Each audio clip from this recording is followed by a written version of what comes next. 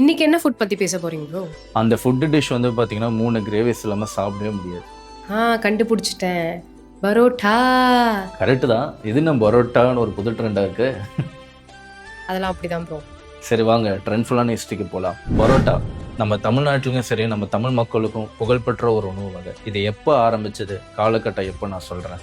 1914 அதாவது 1914ல பிரிட்டிஷ்காரங்க நம்ம தமிழ்நாட்டை வந்து ஆளும்போது பார்த்தீங்கன்னா, அப்போ வந்து பார்த்தீங்கன்னா அரிசி மட்டும்தான் ஒரு விளைச்சலான ஒரு இதுவாக இருந்தது நம்ம தமிழ்நாட்டில். இப்போ கோதுமை வந்து பார்த்தீங்கன்னா நம்ம தமிழ்நாட்டில் ஒரு விளைச்சல் இது கிடையாது. அந்த அளவுக்கு வந்து கோதுமை பயன்பாட்டை நம்ம தமிழ்நாட்டுக்காரங்க பயன்படுத்தலை. அந்த மாதிரி சூழ்நிலையில் வந்து பார்த்தீங்கன்னா நம்ம தூத்துக்குடியிலும் மதுரை மாவட்டத்தில் இருக்கிற தமிழ் மக்கள் எல்லாரும் ஒரு வணிக வேலைக்காக இலங்கைக்கு போயிருக்காங்க. இலங்கையில் போயிருக்கும்போது பார்த்தீங்கன்னா இலங்கை மக்களில் வந்து பார்த்தீங்கன்னா அங்கே வந்து கோதுமை விளைச்சல் உங்களுக்கு அதிகமாக இருக்கும். அங்கே இருக்கிற மக்கள் என்ன பண்ணிருக்காங்க பார்த்தீங்கன்னா, ஒரு கோதுமையில வந்து உணவு தயார் பண்ண ஒரு ரொட்டி, சாதாரண ஒரு ரொட்டி. அதை சாப்பிடும்போது நம்ம தமிழ் மக்களுக்கு ஒரு எண்ணம் வந்துச்சு, இது என்ன ஒரு வித்தியாசமான ஒரு உணவா இருக்கு கோதுமை வகையில, இது நம்ம ஊர்லயே வந்து நம்ம செய்யணும்னு சொல்லிட்டு அங்க இருக்கிற வணிக மக்கள் வந்து தன்னோட வேலையை முடிச்சுட்டு திருப்பி நம்ம மாவட்டத்துக்கு, தமிழ்நாட்டு மாவட்டத்துக்கு வரும்போது அந்த உணவு முறை அப்பதான் நம்ம தலைவர் பரோட்டா இறங்க ஆரம்பிச்சாரு. இந்த உணவு வகையை ஒரு வித்தியாசமா செய்யணும் அப்படின்னு நம்ம தமிழ் மக்கள் கண்டுபிடிச்சதுதான் இந்த பரோட்டா. உதாரணத்துக்கு பாத்தீங்கன்னா நம்ம விருதுநகர்ல வீச்சு பரோட்டா ரொம்ப ஃபேமஸா இருக்கும், மதுரையில பன் பரோட்டா ரொம்ப ஃபேமஸா இருக்கும்.